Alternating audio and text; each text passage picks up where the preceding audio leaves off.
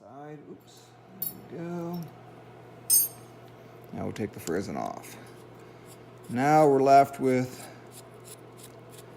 just the plate, and we're going to put a little bevel on it like we talked about. Not a lot, and when I say bevel, it's just maybe a few degrees, less than 5 degrees, maybe 3 degrees, I don't know, but just a little bevel.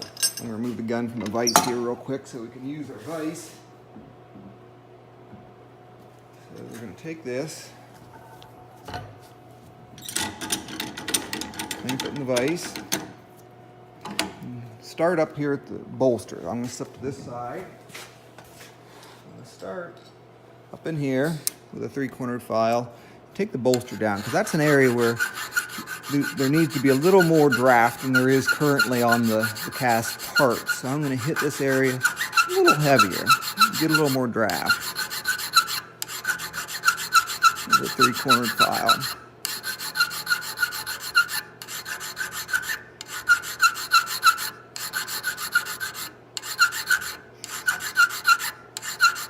So if you question about me pulling the file back with it on the workpiece on the return stroke, you can listen to my rant in the first video. Don't pay attention to what your 7th grade shop teacher said.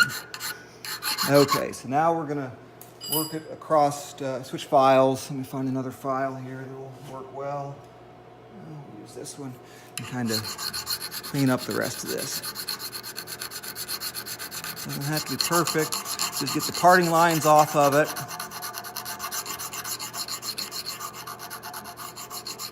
And put a little bevel on it. So that area is done. We're going to flip it over in the vise. Start working on the other side.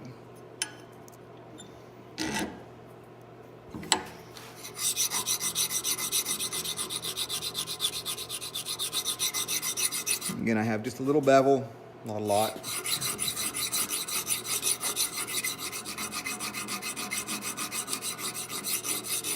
You can come back with a little abrasive paper if you want. It's a nice thing. It allows the lock to pull in and out of the mortise a little bit easier if you do go a little further than just filing. But we'll probably just file it on this one.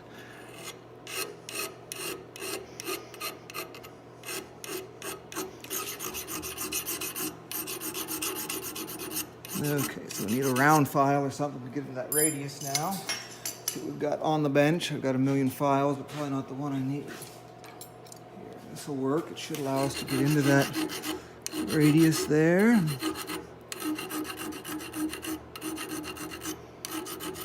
Okay.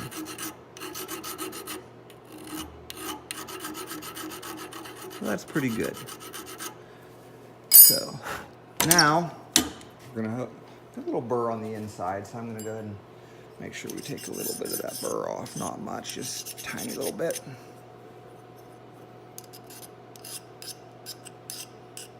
Okay. So now, since we have the lock apart, we're just going to inlet the lock plate itself first. We could inlet the lock, we could reassemble and inlet it all in one unit, which is perfectly fine.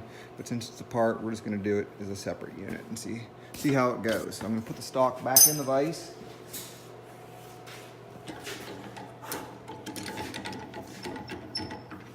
Okay, and we'll move that underneath there. What we'll do is we'll get a little transfer color. Same brush that we used before, had a little Prussian blue on it. Go around the edges. Okay. Don't want much, just a very little bit. Just a little film. Okay, and we'll see how it's starting to fit. Now, it's a good idea to not just rely on the Prussian blue, but also use your eyes and kind of see how the plate is fitting in the mortise. And this is looking pretty good, I can see. So it should fit without too much trouble. Now, these are cast plates, and the size does vary a little bit. So depending on the plate that you receive, there may be more or less wood removal that's necessary. So we've